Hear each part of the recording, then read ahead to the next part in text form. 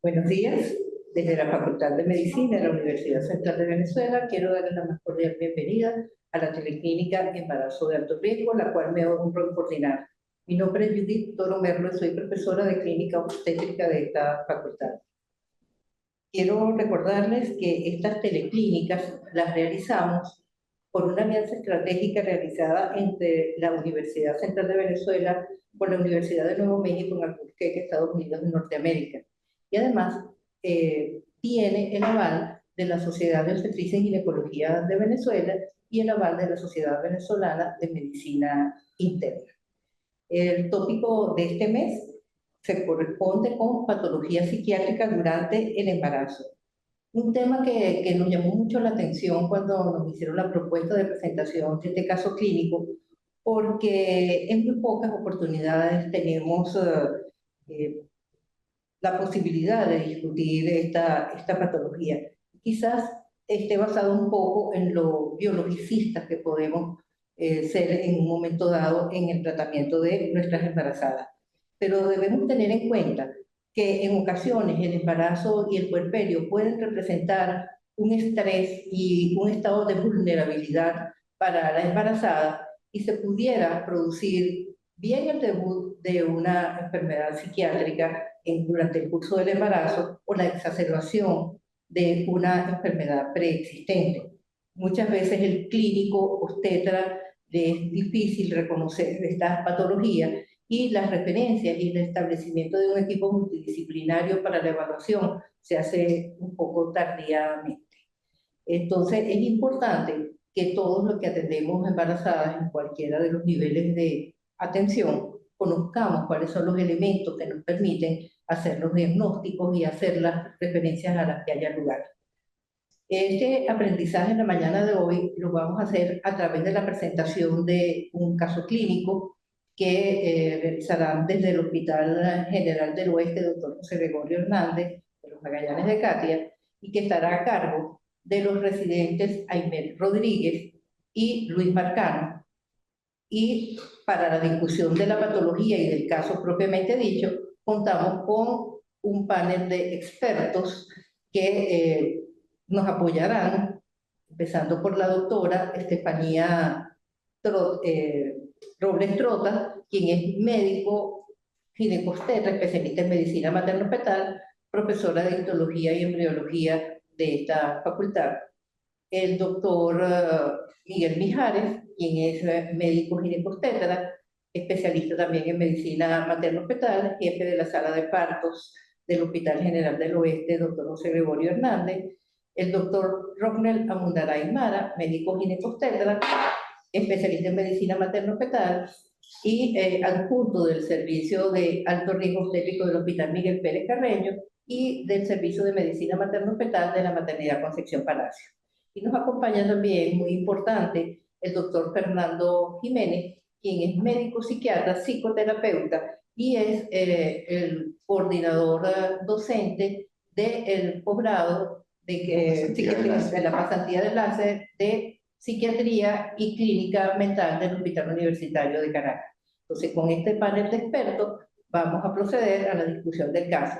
Por tanto, le damos la palabra a los residentes del Hospital General del Oeste, quienes tendrán a bien presentarnos el caso a continuación. Muchas gracias, doctora Toro. Muy buenos días a todos, estimado panel de especialistas, a los estudiantes. Muchas gracias por su presencia. Mi nombre es la doctora Aymer Rodríguez, soy residente de primer año del posgrado de obstetricia y ginecología en el Hospital General del Oeste, posgrado por nuestra majestuosa Universidad Central de Venezuela.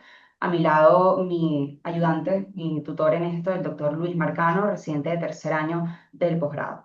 El día de hoy vamos a discutir un caso sobre patologías psiquiátricas que nos llamó profundamente la atención en vista de lo poco que se habla sobre este tema y lo poco estudiado que está también y que realmente representa un verdadero reto para el obstetra el control prenatal en estas pacientes.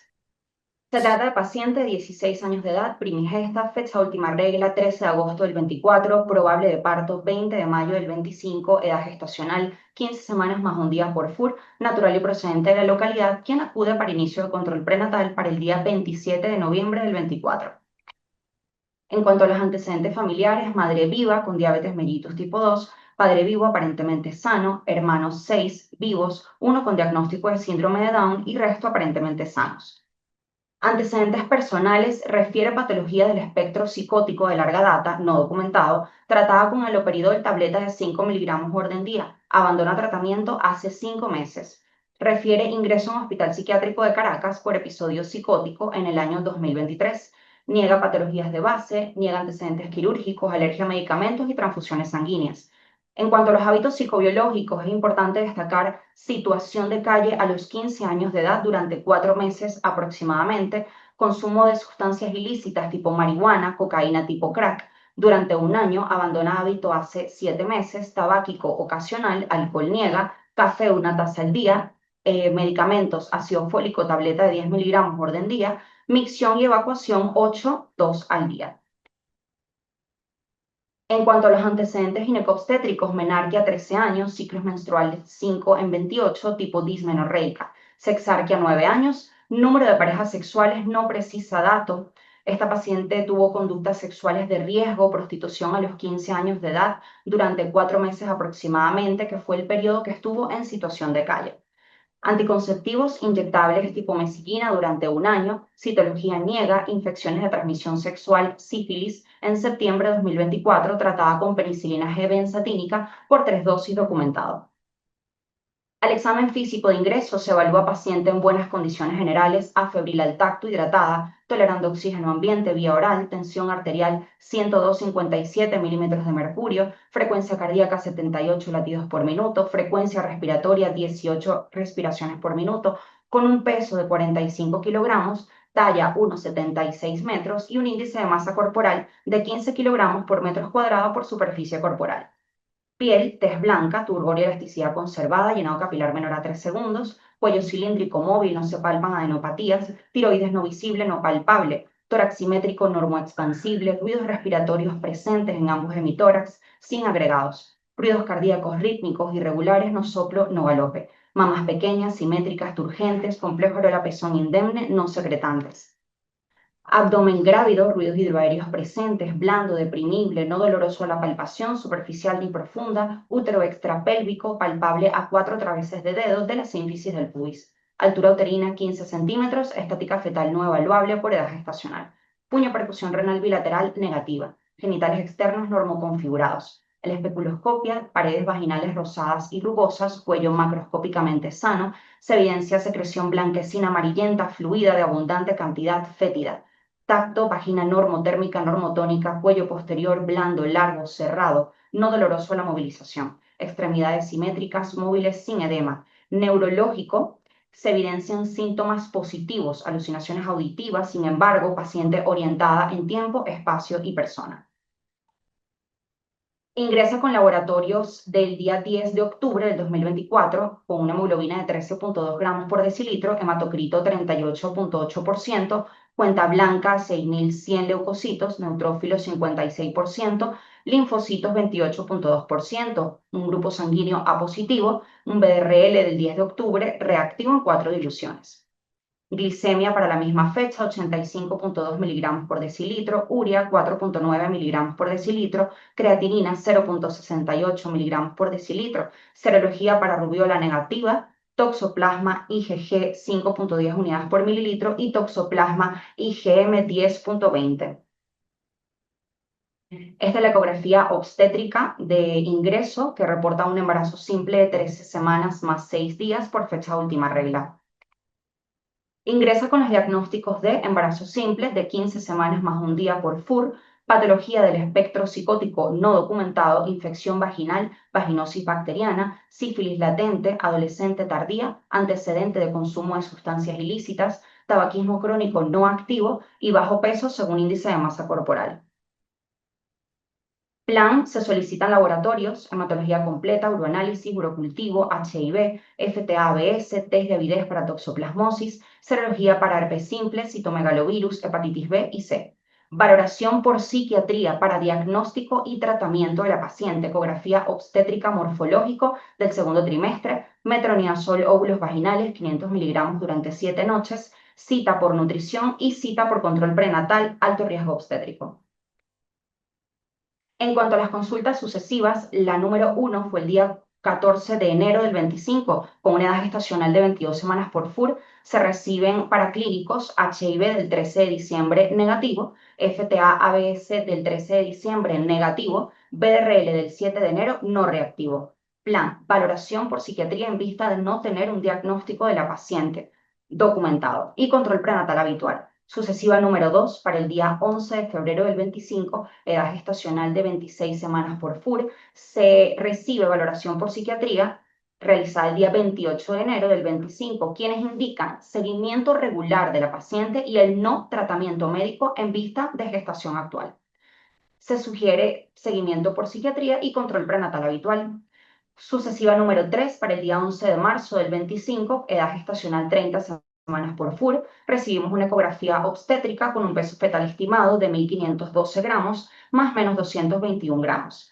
Se plantea el seguimiento por psiquiatría y control prenatal habitual.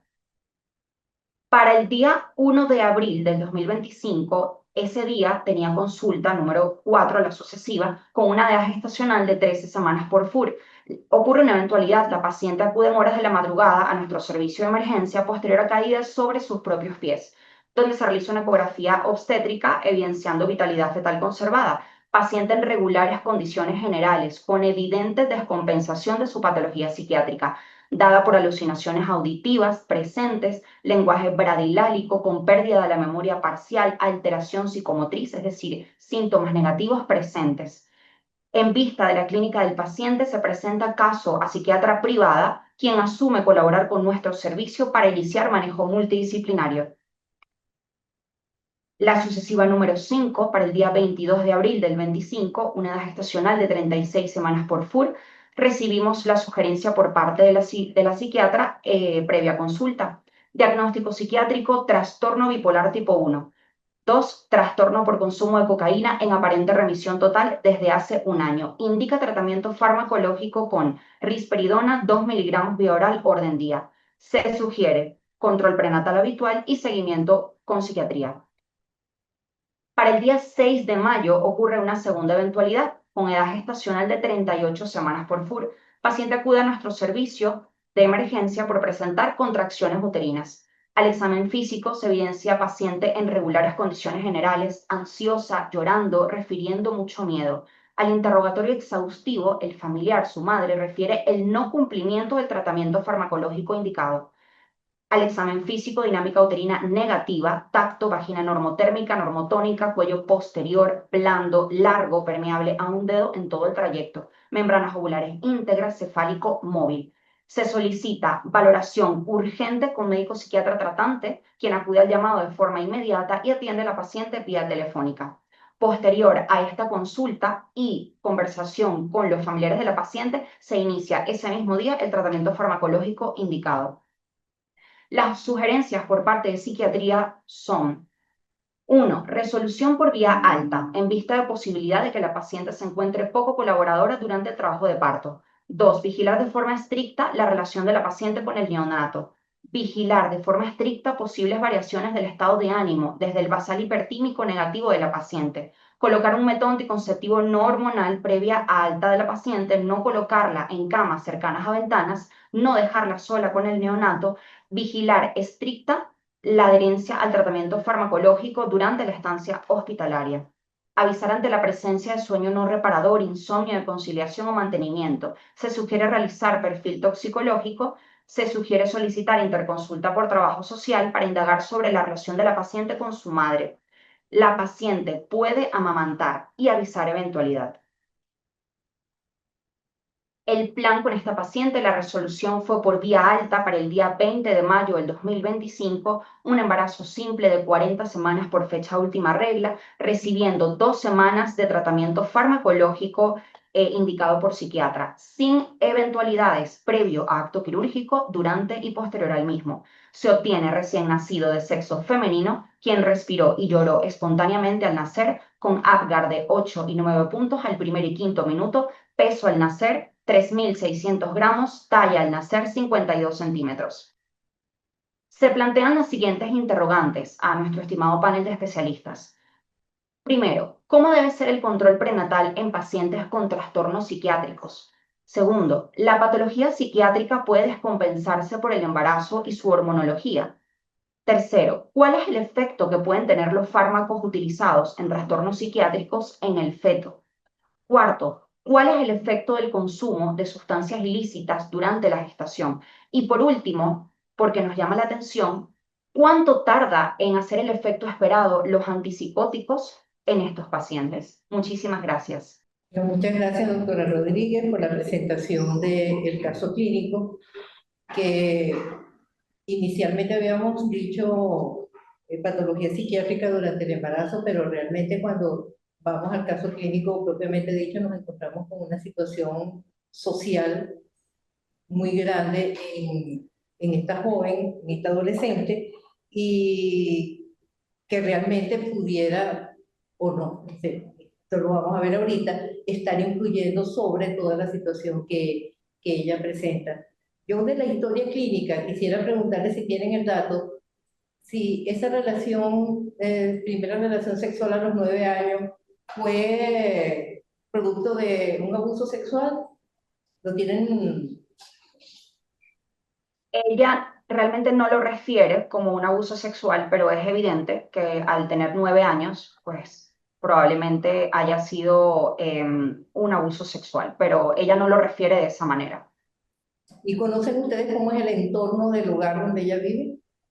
La relación que ella tiene con su padre es muy buena. La relación con su madre, bueno, la madre es la que es un poco más complicada. Sin embargo, cuando ella está en situación de calle, fue porque su padre tuvo la necesidad de salir del país por situación de trabajo y eso ocasiona en ella una descomposición de la patología psiquiátrica. Es en ese momento cuando ella abandona el hogar, el colegio y básicamente está desaparecida. O sea, sus familiares estuvieron en busca de ella durante ese tiempo.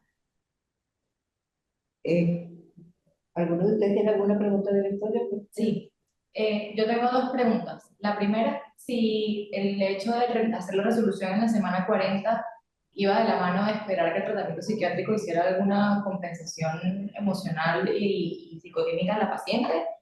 Eso como número uno. Y segundo, ¿cómo fue el comportamiento al final del día de la paciente en el puerperio inmediato con respecto al recién nacido, su comportamiento en hospitalización, si tuvo alguna otra descompensación? Doctora, disculpe, la primera pregunta no la escuché.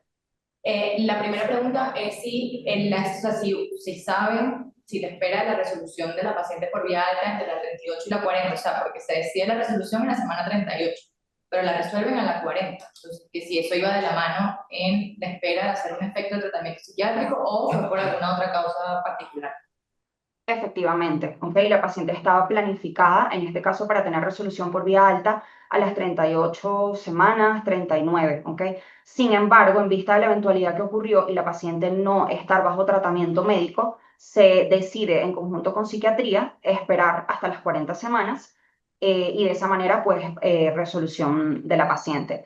En cuanto a su segunda pregunta, efectivamente, la paciente tuvo una consulta durante su puerperio tardío, de nuevo con psiquiatría. Yo estuve presente en esa consulta porque la realizamos en conjunto, tanto el control postnatal como el control con la psiquiatra. Y la paciente estaba en muy buenas condiciones, con un excelente apego al tratamiento e incluso acudió con su madre y acudió con la bebé en perfectas condiciones, tanto su bebé como ella. Honestamente, yo nunca la había visto tan serena, con un lenguaje tan coherente, vestida tan adecuadamente y estaba, por supuesto, manteniendo el tratamiento farmacológico y amamantando. Doctor Jiménez, ¿alguna pregunta de la historia? No, a mí lo que me llama la atención un poco es que, o sea, habría que tener como más claro en profundidad el diagnóstico psiquiátrico, porque no queda claro, o sea, hay un diagnóstico de bipolaridad ahí, que no dudo que lo tenga, pero no hay ningún elemento que haga pensar que realmente esto es solamente un trastorno bipolar. De hecho, estos trastornos que comienzan desde la infancia o desde el final de la infancia y hacia la adolescencia, dan cuenta más bien de trastornos de personalidad. Y hay una comorbilidad altísima entre el trastorno bipolar y el trastorno límite de personalidad, en donde el trastorno límite de personalidad además se parece muchísimo en características clínicas al trastorno bipolar sin que llegue a ser trastorno bipolar. Entonces, en ese particular, claro, como no tenemos la historia psiquiátrica, pues además es una paciente que realmente ha habido como mucho ruido alrededor de la presentación clínica de su caso.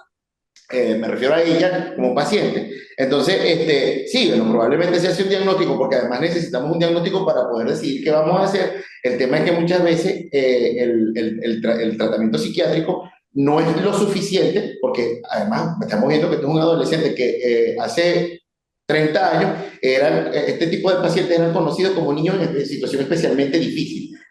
Porque a pesar de que se sabe que tiene hay una buena relación con el padre, pero el padre de alguna manera termina abandonando a la hija. Y una madre que no cumple las funciones al punto de que si fue o no un abuso sexual es secundario a los 9 años, pero hay un tema de que ya es suficientemente dramático iniciar la vida sexual a los 14, que es lo que dice el Observatorio Venezolano para la Violencia, que la mujer venezolana está comenzando sus relaciones sexuales a los 14 años. Esta niña lo hizo 4 años antes. Y ya por ahí hay cosas como a tener en cuenta.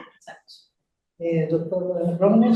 Sí, bueno, más allá del tema psiquiátrico que estamos tocando, también parte de la historia.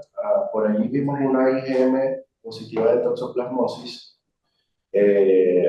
También estaba en el plan solicitar un test de avidez para IgG de toxoplasmosis. No sé qué ocurrió con este tema el resto del embarazo o el control. La paciente por motivos económicos no pudo realizar el test de avidez.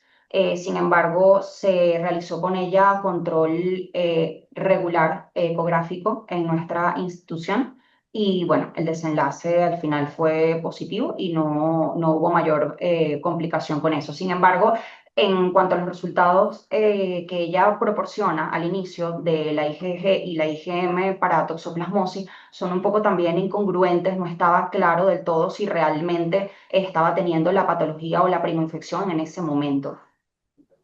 Bueno, muchas gracias. Nosotros procederemos a la discusión del caso clínico y me llama la atención, o sea, me gustaría saber la opinión del doctor Jiménez.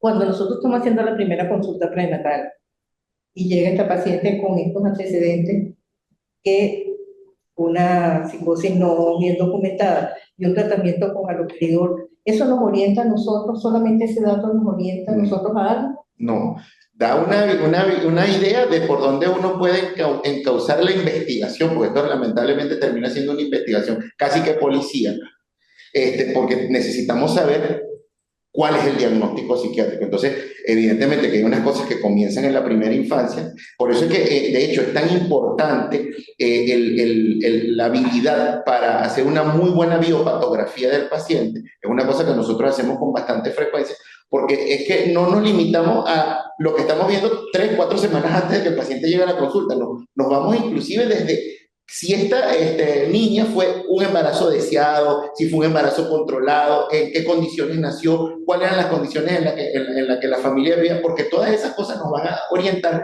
a el espectro emocional y ambiental de esta paciente. Y eso va a repercutir en, bueno, las posibilidades diagnósticas. Porque al final no se trata de hacer un diagnóstico por hacer un diagnóstico y decir, bueno, es bipolar, tiene un trastorno límite de personalidad, es esquizofrénico o está deprimida. Se trata de el diagnóstico y el contexto en ese diagnóstico, porque además, en cuanto a las patologías psiquiátricas, una depresión en una persona puede ser completamente diferente a una depresión en otra persona, un trastorno bipolar en una persona va a ser diferente a otra, porque va a depender de la realidad del sujeto. Entonces, obviamente, estamos frente a una paciente con un antecedente personal de lo que se está comentando, con un consumo de sustancias asociado y además con unos síntomas psiquiátricos muy llamativos, porque bueno, o sea, estamos hablando de alucinaciones, que las alucinaciones, en teoría, la paciente había dejado en los últimos 7 meses de consumir sustancias, pero evidentemente hay puede haber un condicionamiento orgánico producto del consumo de sustancias los meses previos a la suspensión del consumo. ¿Y podemos creer nosotros que suspendió el consumo? No. Yo en lo particular no lo sometería a juicio permanentemente, y este es un paciente que inclusive tendría que hacérsele un toxicológico seriado, o sea, son toxicológicos semanales, porque también tenemos que entender que la patología asociada al consumo tiene unas características particulares. Tenemos que entender lo que es primero, el impacto de la sustancia en el sujeto. Segundo, la tolerancia. ¿Cómo fue el patrón que esta paciente siguió desde que comienza el consumo hasta que lo suspende, si es que en realidad lo suspendió, y luego si ha habido o no episodios de abstinencia luego de la suspensión, cuánto ha durado esa abstinencia y por qué ese ha sido ese el patrón, porque evidentemente estos pacientes en algún momento dicen, no tengo plata para consumir, ¿cómo consigo el dinero para conseguir la droga? Me robo cosas de mi casa, vendo cosas de mi casa, o me prostituyo, que es uno de los elementos que están aquí. Entonces, la paciente va a consumir dosis mínimas para mantener el equilibrio del químico en la sangre de tal manera de no descompensarse, porque la abstinencia es muy desagradable. Y la otra cosa que llama la atención es el consumo de cocaína. La droga de impacto, según lo que dice la historia, es el crack, que además los pacientes, los consumidores de crack, literalmente, utilizando el término coloquial, se quedan pegados con el crack. O sea, no es este tipo de pacientes donde van a consumir marihuana unos días, cocaína otros días, pueden consumir alguna otra cosa. Hoy en día, además, la cocaína de alta pureza está muy de moda, que es lo que llaman el tusi, o la cocaína rosada. Entonces, bueno, el consumidor que, digamos, consume socialmente, no tiene estos problemas, pero aquí estamos hablando de una gente que está consumiendo bastante todo el tiempo. Entonces, pensar que suspendió el consumo, bueno, no sé. O sea, yo no puedo aseverarlo porque sería una pretensión demasiado grande. Decir, no, este paciente no dejó de consumir, pero evidentemente en este periodo de los 7 meses pudo haber parado y vuelto a iniciar, parado y vuelto a iniciar hasta que, bueno, se produjo la intervención quirúrgica para la resolución del embarazo.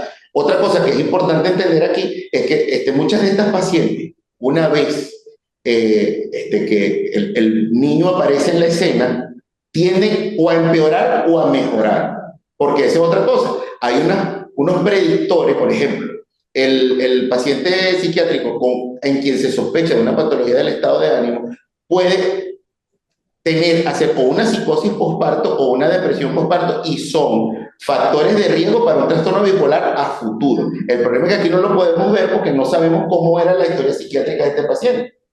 Claro, tenemos el agravante de que en el Hospital de los Magallanes no hay servicio de psiquiatría. Entonces estamos recurriendo a una psiquiatra externa, que es la que la está evaluando. A mí me llama la atención dentro de la historia también que aparece con un diagnóstico de sífilis, pero después resulta de que tiene un PTA negativo. ¿Eso es posible? Sí, es posible, sobre todo en el contexto de la gestación. Ella ha reportado un BDRL de 4 divisiones, si mal no recuerdo, el que tenía previamente.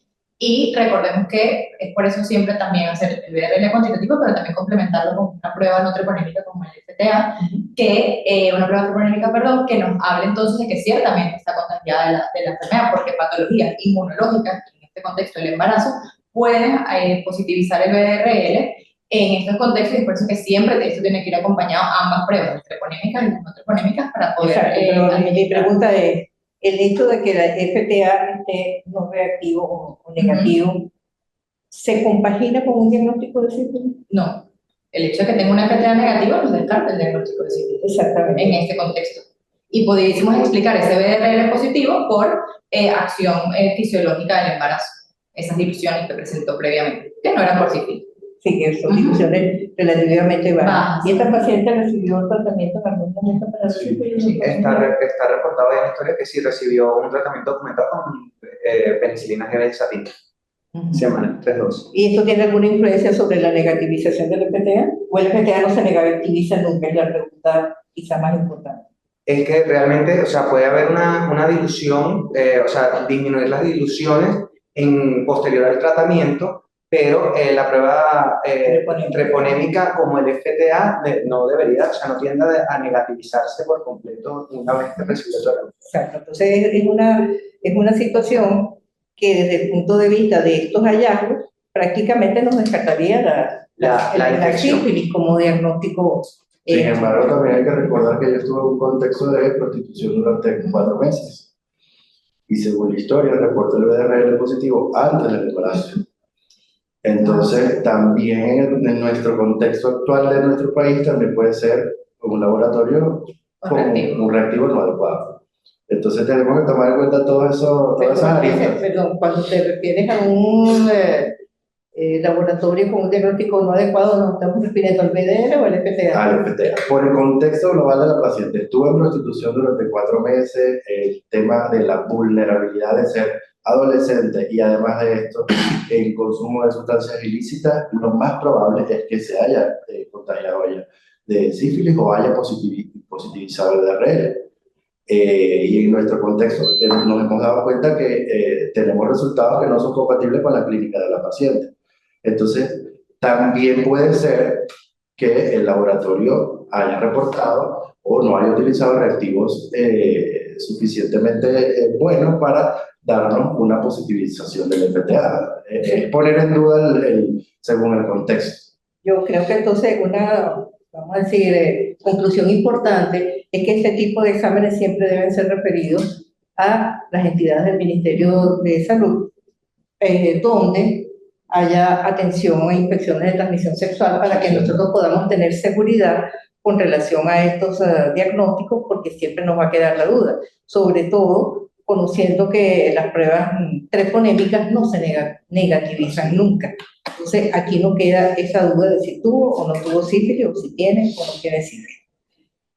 En cuanto al control prenatal de esta paciente, más allá de que hay que pedir la interconsulta con psiquiatría y de que nos referimos al equipo multidisciplinario, del que siempre estamos conscientes que debe existir, ¿varía la evaluación de la paciente con relación a otra paciente de bajo riesgo? No, evidentemente el control prenatal debería ser apegado al habitual, a lo que está protocolizado, tomando en cuenta la individualización de la paciente. En este caso, una paciente con un trastorno del espectro psiquiátrico, que si bien es cierto no estaba documentado, teníamos que sumarlo como a la parte del factor de riesgo o a la parte de alto riesgo obstétrico que tenemos.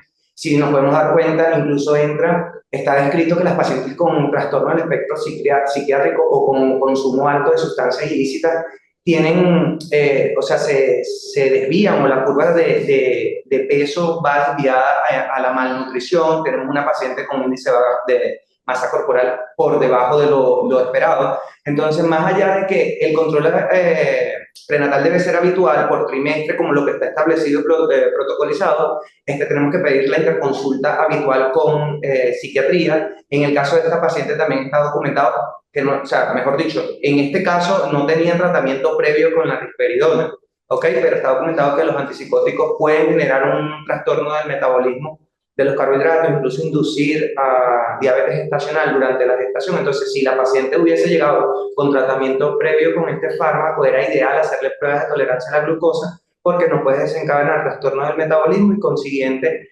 macrosomía fetal, que nos puede ocasionar alguna distosia en el momento del trabajo de parto. O sea, hay que individualizar sin olvidar que está protocolizado ya un control habitual, pero orientándonos más hacia la parte psiquiátrica. ¿Qué otras pruebas te pediría usted, doctor, en el caso de esta paciente, más allá del descarte de diabetes gestacional? Es parte de lo que comentaba el doctor que nos acompaña en esta oportunidad. Hay que hacer descarte seriado de consumo ilícito, y de hecho la psiquiatra que evaluó a la paciente sugirió al final de la gestación hacer valoración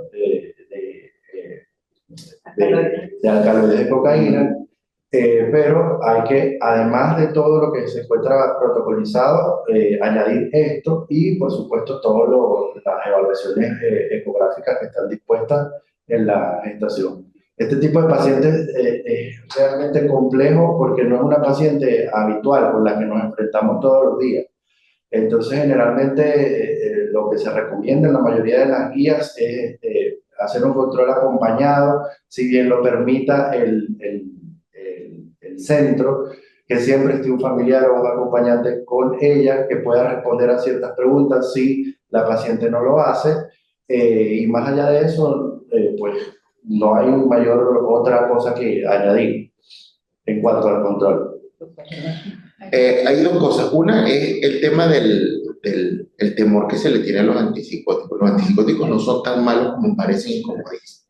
Es verdad que en la mayoría de los casos de los antipsicóticos hay una advertencia de que, bueno, que pueden inducir problemas metabólicos y que pueden inducir aumento de la glicemia y aumento de los triglicéridos y el colesterol. Pero la verdad es que eso no ocurre tan frecuentemente.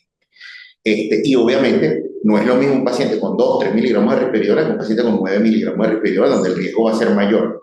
Eso como primera cosa. Y la otra cosa es que este es un paciente que lamentablemente cae en una zona gris, porque no lo van a hospitalizar en un servicio de obstetricia para controlar el embarazo estando hospitalizado, porque eso no tiene sentido, pero tampoco hay un andamiaje sanitario para decir, yo a esta paciente la puedo hospitalizar en un centro psiquiátrico con ciertas medidas, con cierta protección, porque el problema aquí no es solo que tiene una patología psiquiátrica, sino el tipo de patología psiquiátrica. Si es un trastorno de ansiedad, ella se va para su casa y la familia está pendiente. Pero aquí hay una familia que realmente no puede prestar la contención porque nunca la ha prestado, y además es una paciente que está psicótica y que tiene riesgo de consumir, porque no podemos decir que no consumió más, pero tampoco podemos decir que estuvo consumiendo. Entonces, mientras uno tenga la duda, es preferible tenerla como resguardada. El problema es que el resguardo no se puede hacer, porque lo ideal sería que estuviera vigilada. Y siempre vamos de la mano yo pienso que aquí todo parte de subestimar la patología de salud mental o subestimar patología psiquiátrica, porque no estamos habituados a enfrentarnos a ella, por lo menos nosotros desde el punto de vista obstétrico. No, ningún médico, en realidad. Es muy común que una paciente presente un antecedente psiquiátrico y lo subestimemos y digamos, bueno, la señora tiene el antecedente, que la vea en psiquiatría, interconsulte por psiquiatría y listo. Y si bien el control prenatal no va a cambiar en el sentido de que los paraclínicos no van a cambiar, la periodicidad de las ecografías no va a cambiar, sí pienso que debería ser de forma individualizada, ajustar, digamos, o acortar las visitas al control prenatal y ser bastante estricto en que esta historia psiquiátrica que nos comentaba el doctor antes, que es una historia bastante detallada, tiene que repetirse y ajustarse a medida que la paciente vaya acudiendo porque hay que vigilarla. No la podemos tener contenida en un centro, en nuestro contexto es prácticamente imposible, pero sí pudiésemos tal vez tratar de ajustar esa periodicidad de las consultas a que sean más cortas, tal vez cada 2 semanas, tal vez semanal ya en el tercer trimestre, que sabemos que ya hay un poco más de riesgo, y bueno, ir vigilando quizás un poco más de cerca esta situación. Este tipo de pacientes, cuando no están embarazados, pero con este tipo de características, uno los manda ahí todos los días al hospital. Y el problema más grande al que nos enfrentamos es que o viven muy lejos o no tienen plata para venir todos los días al hospital, no pueden pagar el pasaje todos los días. Entonces se vuelve una tarea titánica. ¿Ven? Porque es una paciente que de verdad hay que vigilarla de cerca. ¿Sabemos algo de quién es el padre del niño? ¿O la pareja o algo? No lo documentaba, no lo refería. De verdad, ya muchas veces llegó sola a consulta de alto riesgo. Uno de los comentarios que llegó a hacer que nos llamó la atención era la relación con su papá, que era muy afín, que la mamá era un poco distante, pero que no nos preocupáramos, que ella ya sabía identificar incluso sus alucinaciones y no tenía que tener un compañero. Pero nunca habló de la pareja. O sea, en mi presencia nunca habló de la pareja. Sería importante saber quién es la pareja. Sí, todo es importante porque es que inclusive esta muchacha puede ser, aquí especulando, puede no saber quién es el padre. Sí. Porque el tema es la precariedad desde el punto de vista inclusive intelectual. O sea, tú puedes haber tenido relaciones con 4 hombres el mismo día o con 4 hombres la misma semana. No hay forma de saber, sino con un test genético, quién es el padre. Y hay que ubicar además a los posibles padres, ¿entiendes? Entonces, esto se vuelve muy complejo. Fíjense lo tortuoso que termina siendo todo. Sí, por eso que yo decía que el contexto social en el que está inmerso este caso es sumamente importante para poder llegar a una conclusión. Desde el punto de vista obstétrico, doctor Robles, nosotros, ¿qué complicación pudiéramos esperar inherente al consumo de drogas durante la gestación? Sí, vale. Están descritas muchísimas cosas con respecto a la afectación fetal, y una de ellas es en el funcionamiento placentario, más allá del espectro psiquiátrico, del que estamos hablando. Habitualmente, el producto de la concepción está descrito que en un 60-70% puede tener crecimiento restringido. Y todo viene o todo parte de la función placentaria. Si hay una difusión placentaria, vamos a tener básicamente este tipo de entidades. Y de la difusión placentaria podemos tener muchas otras con respecto a difusión cardíaca, difusión de algunos órganos diana que tienen que ver con esta propia difusión. bajo peso al nacer, que va también ligado de la mano. Además de eso están descritos el óbito fetal en el tercer trimestre, también un 30-40%, o sea, son complicaciones inherentes a la función placentaria básicamente, que es donde va a tener efecto la droga principalmente y va a afectar al feto. Desprendimiento prematuro de placenta. También todo esto va de la mano de la disfunción placentaria, está también otras descritas un poquito menor porcentaje, preeclampsia, patologías que tengan que ver con la disfunción hepática a nivel fetal. Todo esto en porcentajes más bajitos, pero la mayor es un crecimiento fetal restringido. Claro que en este caso no lo hubo, porque creo que el feto pesó 3 Sí. kilos. Porque Sí, ella porque- protege a los inocentes. Sí, totalmente. Sobre todo en el contexto del tipo de droga que consumía la paciente, Sí. que es cocaína, que es la que más está relacionada. Y algo importante, el síndrome de abstinencia del neonato, Exacto. en el momento del nacimiento, que hay que tomar en cuenta de en dónde van a hacer este bebé, porque tiene que haber una unidad de terapia neonatal que sepa manejar este tipo de complicaciones en el neonato. Sí, me imagino que el pediatra también informaba sobre Sí, sí, todo se están eso. informando, lamentablemente, bueno, condición, no tenemos terapia neonatal, pero bueno, todo postnatal fue un feliz término, por así decirlo, porque incluso sus consultas postnatales, como lo dijo la residente, buen apego al tratamiento, o sea, aceptó al recién nacido, tuvo buen apego al tratamiento, se comportó como esperábamos. Claro, porque es que disculpe, doctora, Sí. porque es que muy probablemente el hospital, el servicio de obstetricia, inclusive los médicos que estuvieron alrededor de él, se convirtieron en lo que ella andaba buscando, ¿entiendes? O sea, al final todos buscamos protección. Esta es una chama que no tiene protección de nadie y ustedes se convirtieron en la protección que ella necesitaba. Entonces, lógicamente, eso la aleja de lo malo, aunque sea momentáneamente, pero funcionó, porque también es verdad, si esta muchacha hubiese tenido un consumo activo, el niño nace con un síndrome de abstinencia sin duda, y no pasó. ¿Eh? ¿Cómo se manifiesta ese síndrome de abstinencia? Igual que en el adulto, o sea, en alteraciones hemodinámicas, inquietud, bueno, en el caso del bebé, es un llanto incoercible, inclusive hay cianosis porque hiperventila, porque eso es la abstinencia del adulto en un recién nacido, que además no puede manejar su organismo de manera fisiológica. ¿Eh? Ahora, con relación a la conducta obstétrica propiamente dicha, y le voy a preguntar a la conducta obstétrica al psiquiatra. Eso de indicar la cesárea en esta paciente desde el punto de vista psiquiátrico, ¿tiene algún asidero? Bueno, yo voy a hablar por mí y mi opinión personal. Ajá. Si me hubiese tocado a mí dar la indicación, yo le hubiese hecho un eco, y si estaban los factores para la madurez pulmonar y para que el niño naciera, yo hubiese hecho la cesárea de una vez. No esperar hasta las 40 semanas.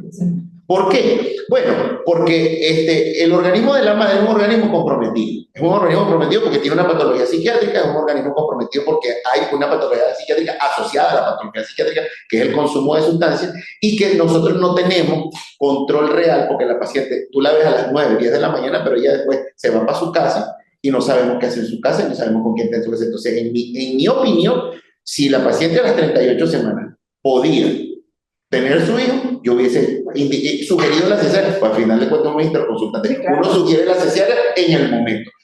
No pasó nada porque, bueno, digamos que la tenían controlada, ok, pero yo lo hubiese sugerido inmediatamente. Se lo hubiera esperado No. o sea, 2 semanas, no No. tiene ningún asidero, esperar como preguntaba No. la doctora Robles al principio, que los medicamentos. No, porque además este es un feto, o mejor dicho, un niño ya que está expuesto a un gran estrés.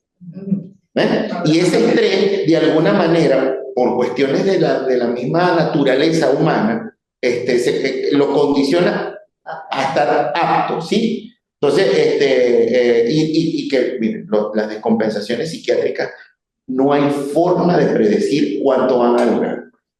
Uno pone el tratamiento y lo que nos dice la experiencia y lo que nos dicen los trabajos de investigación es que un cuadro psiquiátrico muy aparatoso puede durar hasta un mes en remitir la sintomatología. Entonces, bueno, cuando estamos hablando de una situación asociada que es extrema, bueno, un mes es mucho tiempo. Pues, un trastorno de ansiedad en 72 horas está mejor, en 96 horas, pero los trastornos psicóticos Inclusive, fíjense que ella llegó a entender que las alucinaciones son alucinaciones. Y eso da cuenta de que tiene un buen contacto con la realidad, pero las alucinaciones están ahí. Y ahí está la dopamina a sus anchas, haciendo de todo.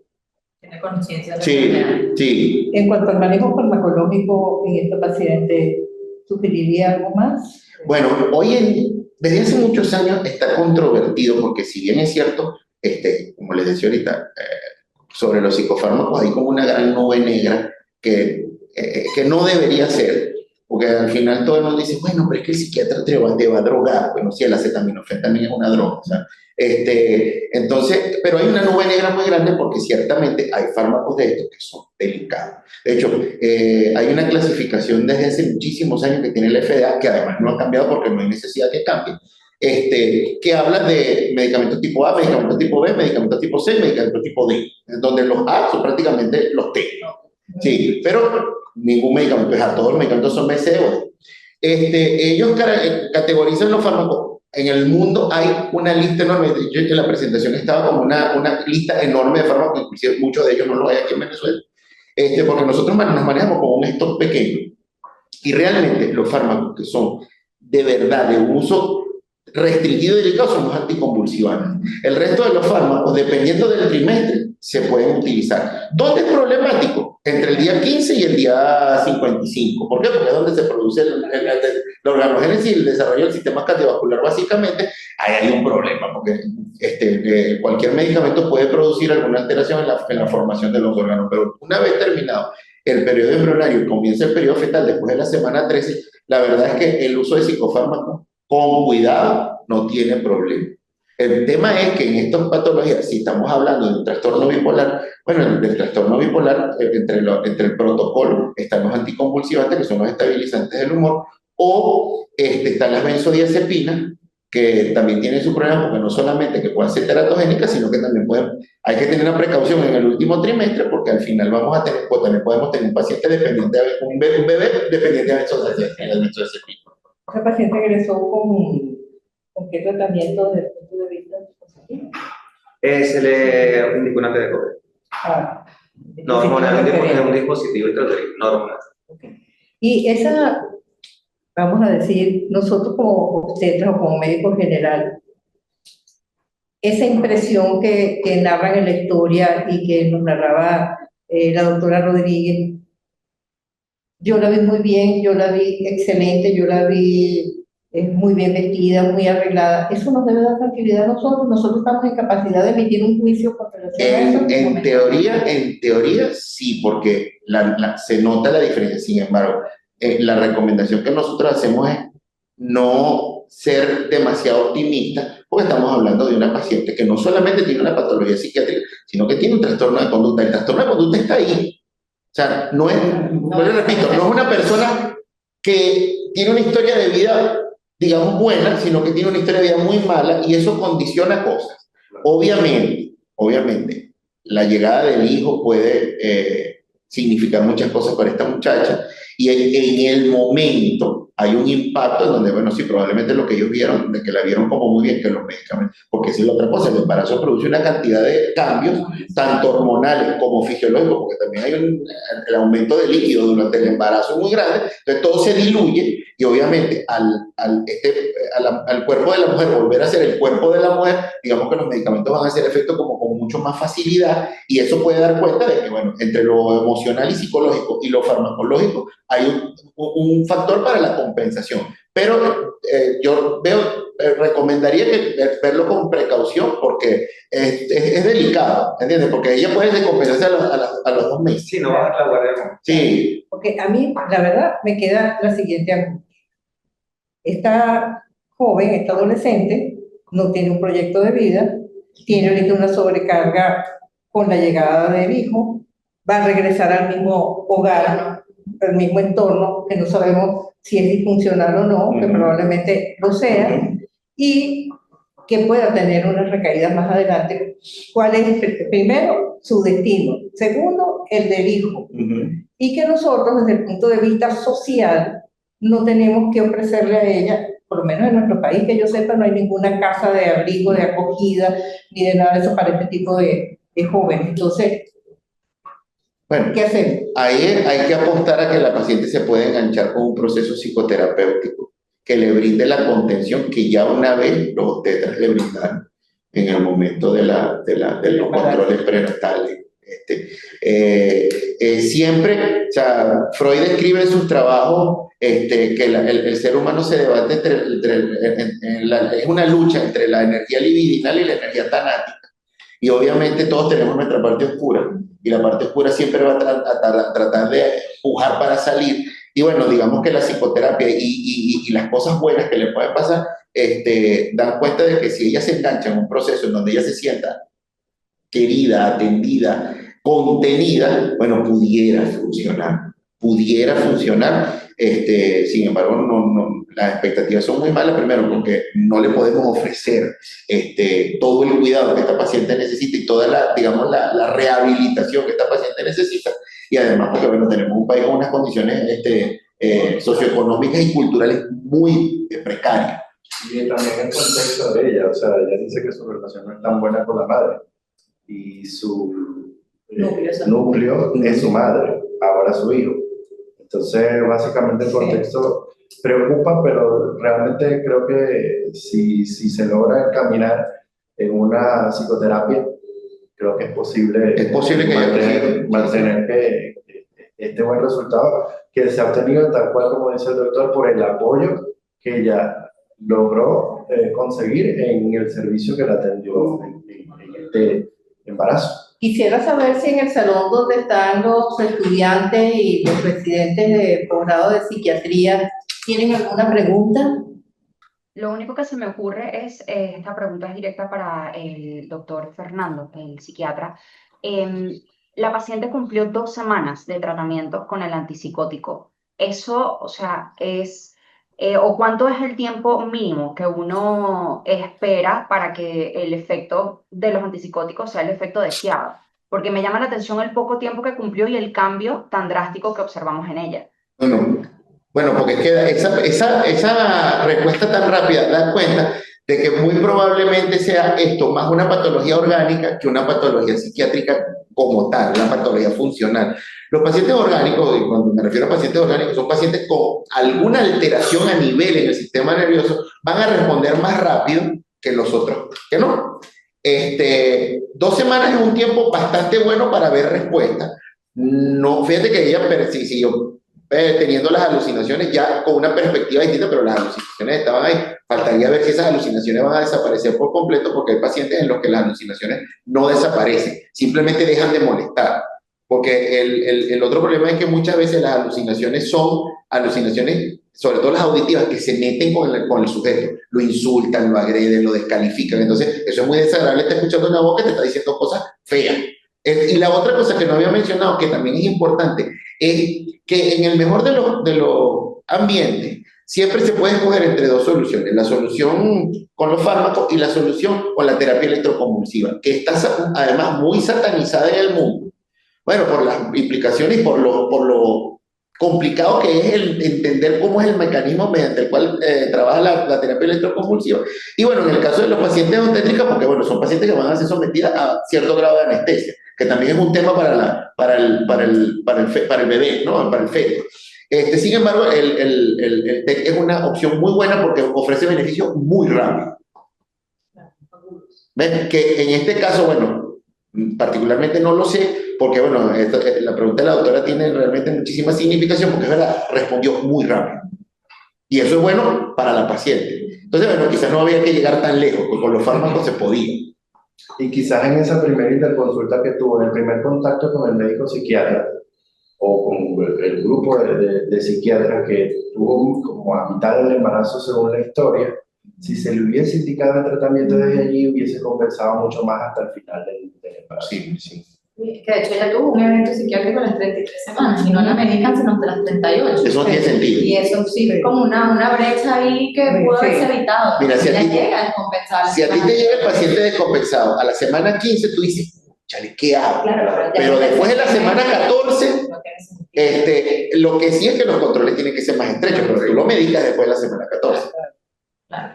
Bueno, entonces, con base en todo lo que hemos discutido hoy y con ese miedo que le tenemos nosotros al solo psicofármaco, que le pedimos al doctor Fernando Jiménez que orientara su didáctica acerca de los psicofármacos durante el embarazo.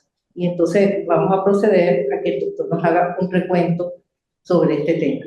Bueno, entonces aquí ya muchas de las cosas que están en la presentación, una presentación bien sencilla, ya las mencioné. Aquí, fíjense, la clasificación es de 1979. Estamos hablando de una clasificación que tiene cerca de 50 años ya. Sin embargo, sigue siendo funcional para lo que queremos con el uso de los fármacos. O sea, los psicofármacos ubicados en la categoría B y C resultan los más recomendables. No los hay en la categoría A, mientras que solo hay una muy buena, atenta evaluación clínica personalizada justificaría la prescripción de los fármacos de la categoría D en el primer trimestre de la gestación. O sea, yo creo que es importante entender eso. O sea, hay situaciones de situaciones. Sin embargo, el haloperidol, independientemente de cualquier consideración, sigue siendo una opción para el primer trimestre. Importa, esto también lo había mencionado, que el periodo de mayor dificultad es entre la semana 18 y la semana de los 18 y 55 por ser el periodo de la formación cardíaca, y no solamente la formación cardíaca, sino de la formación del resto de los órganos. Entonces, fíjense, aquí está esto, es simplemente referencial. La categoría A, considerando seguro a dosis habituales, no hay evidencia de riesgo fetal. La categoría B, uso aceptado, riesgo fetal en humanos no demostrado.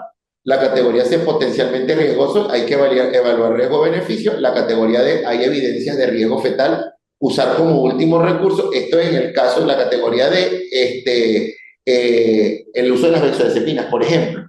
Y la categoría X, contraindicado totalmente, no usar en mujeres embarazadas. Esto es básicamente, esta clasificación es la continuación de la clasificación previa, que es ya cuando el paciente el bebé ha nacido y la paciente tiene que recibir psicofármacos. La verdad es que la mayoría de los psicofármacos se excretan en la leche materna. Realmente hay muy poco, de hecho la sertralina es el único antidepresivo que no se excreta en la leche materna y se puede seguir utilizando inclusive después del embarazo, sobre todo en pacientes con depresión postparto o depresión o un cuadro depresivo previo al embarazo o durante el embarazo. Otra cosa importante que hay que aprender a distinguir, y tienen que aprenderlo a distinguir. Los obstetras tienen que aprenderlo a distinguir, los pediatras tienen que aprenderlo a distinguir, los médicos generales, porque hay un periodo entre el día del nacimiento y el día 8, día 9, que es lo que llaman el baby blues, en donde la paciente se puede sentir bastante mal, que es simplemente que se produce un desbalance, un desajuste, un cortocircuito hormonal y va a producir síntomas. Eso es completamente normal y no tiene que ser susceptible de intervención por parte del psiquiatra, más allá de una contención, un acompañamiento. Fíjense, aquí estas son las listas. Esta lista es demasiado grande porque aquí hay medicamentos que ni siquiera los hay en Venezuela y no los va a ver. Pero los que están en rojo son los medicamentos de los cuales disponemos aquí en Venezuela.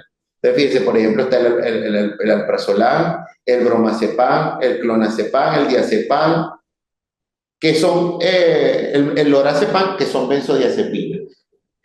¿Las benzodiazepinas se pueden utilizar? Sí, después de la semana 13 y antes de la semana 38.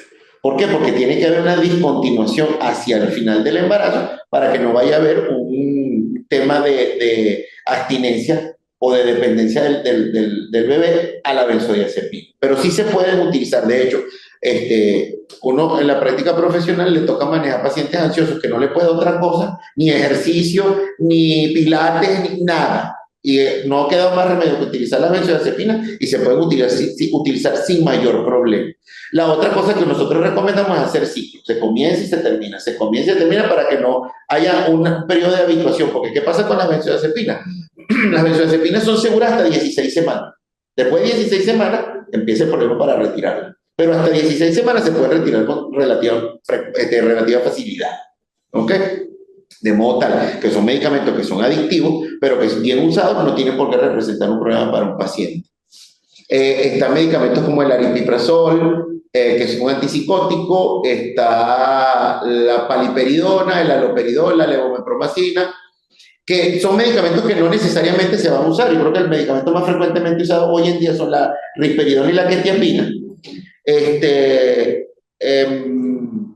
bueno, obviamente uno no puede hacerse de ojos ciegos a la advertencia de que pueden subir la glicemia y que pueden subir los triglicéridos y el colesterol, pero la risperidona es de las que menos lo produce, la quetiapina lo produce un poco más, pero son medicamentos que, si bien es cierto, pueden atravesar la barrera placentaria, no la atraviesan de manera significativa, con lo cual son bastante seguros de usar. El haloperidol, como les mencionaba ahorita, es un medicamento sumamente seguro. Se puede administrar por vía endovenosa, se puede administrar por vía oral, con muy buenos resultados para el paciente, sobre todo en los cuadros psicóticos. La levomepromacina yo no lo recomendaría utilizar en el embarazo.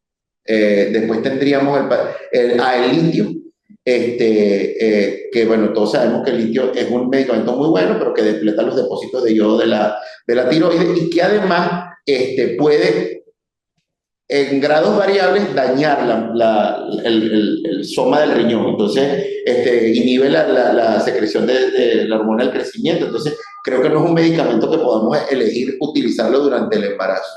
Y bueno, ¿cuándo se utiliza el litio? Bueno, el litio se utiliza en los episodios maníacos, porque es el antimaníaco por excelencia, y en las ideas suicidas persistentes. Pero bueno, en ese caso, cuando hay una idea suicida persistente que el paciente la actúa y la actúa y la actúa, y porque tiene una buena contención, logra evitarse, la terapia electroconvulsiva es una opción, ¿no? De resto tenemos, bueno, los antidepresivos como la duloxetina, el escitalopram, en la otra diapositiva hay más, pero los antidepresivos son bien seguros.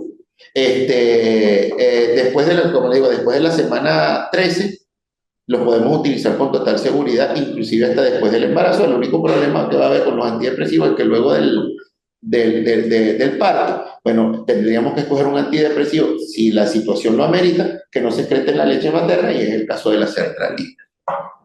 Aquí hay otros medicamentos, bueno, está la quetiapina y la risperidona, está la trazodona, el triazolam, que estos son inductores del sueño que no tendrían por qué usarse en el periodo del embarazo. El ácido valproico es terriblemente teratogénico. La ciprasidona es un antipsicótico que tiene muchísimos problemas, entonces no es algo que nosotros usamos. Y por último, está el solpidem y que estaba acá, la esopiclona, son lo que llaman fármacos Z, que son los inductores del sueño más modernos. No son medicamentos que se tengan necesariamente que utilizar en embarazo, porque creo que con la angustia se puede manejar mejor con las benzodiazepinas. La terapia electroconvulsiva se presenta como un tratamiento eficaz y con bajo riesgo durante los 3 trimestres del embarazo y el posparto. El proceso del consentimiento informado debe comentarse el impacto del potencial de la TEC, así como las alternativas de tratamiento. La guía de práctica clínica de la APA y otras directrices internacionales sugieren que la TEC como una opción en el tratamiento para la depresión mayor, trastorno bipolar y psicosis durante el embarazo. Esa es otra cosa que hay que tener en cuenta. Las indicaciones del TEC son muy precisas. Psicosis refractaria al tratamiento, pacientes embarazadas, depresión refractaria al tratamiento con ideación suicida múltiple, y episodios maníacos, en donde evidentemente los fármacos no están, donde el paciente no está respondiendo a los fármacos. No hay más indicación, porque hay gente que la sugiere para otras cosas, no es el deber ser. Las indicaciones de la TEC del embarazo son las mismas que para el resto de los pacientes adultos. En pacientes con antecedentes psiquiátricos puede ocurrir que durante el embarazo aparezca una recaída de la enfermedad mental, aunque el riesgo es considerablemente mayor durante el posparto, por esto que hablábamos de que hay patologías psiquiátricas que tienen estos predictores. En esta revisión sistemática que se cita aquí se obtuvo una de las tasas altas de mortalidad para la madre y el feto, pero sin embargo los resultados fueron cuestionados después en otra investigación, y la verdad es que son bien seguros. Fíjense, aquí esto es simplemente las complicaciones que pueden surgir en el primero, segundo y tercer trimestre, y aunque están listadas en esta lámina, al final todos coinciden en que el TEC es un procedimiento bastante seguro. ¿Cuál es el problema? Que en un paciente embarazado el tema de la anestesia, porque en un paciente adulto que no tenga esta eventualidad, el problema es otro, aunque la anestesia esté implicada en el problema, porque es que muchas veces no podemos ver la convulsión. Entonces, la terapia electroconvulsiva debería ser monitoreada con un electroencefalograma para nosotros poder ver la convulsión, porque la convulsión, ¿cómo la vemos? Cuando el paciente hace la contracción tónico-clónica.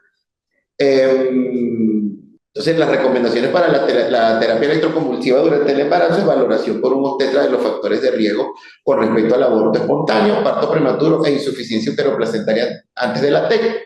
Es recomendable que el tratamiento se lleve a cabo en una instalación con acceso a la atención obstétrica y pediátrica en el caso de una emergencia, monitorización de la frecuencia cardíaca fetal y después de los tratamientos, más allá de las 14-16 semanas, monitorización especial continua del embarazo de alto riesgo, realizar una ecografía entre las semanas 12 y 18 y 22. Para el dolor de cabeza y dolor muscular, el paracetamol es el fármaco de elección.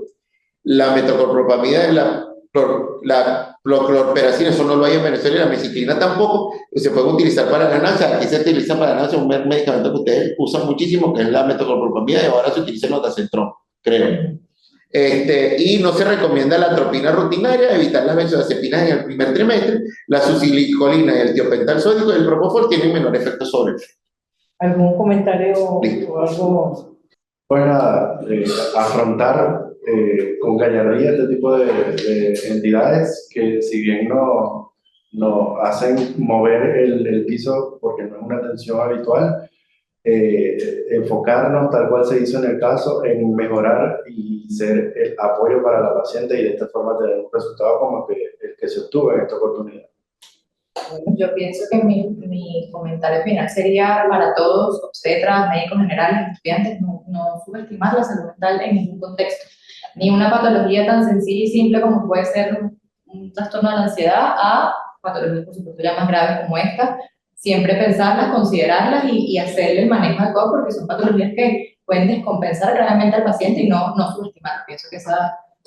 Sí, básicamente es saber de que es una paciente de manejo multidisciplinario y no solamente quedarnos tal vez con el aspecto, por así decirlo, de la actitud de la paciente. Ya una vez que tenga el diagnóstico, por más que esté compensado durante el embarazo, tratar de manejarlo de manera multidisciplinaria para que no se escape nada y no haya ninguna eventualidad durante algún trimestre, ¿no? Bueno, entonces quiero agradecerle a los invitados de la mañana de hoy la discusión de este caso, a todo el equipo de SOS Telemedicina que hace posible estas teleclínicas, a los estudiantes y residentes de psiquiatría del Hospital Universitario de Caracas que nos acompañaron en la mañana de hoy, y a los médicos del Hospital General del Oeste, doctor José Gregorio Hernández, permitirnos discutir la patología a través de uno de sus casos clínicos. Muchísimas gracias a todos. Hasta la próxima teleclínica.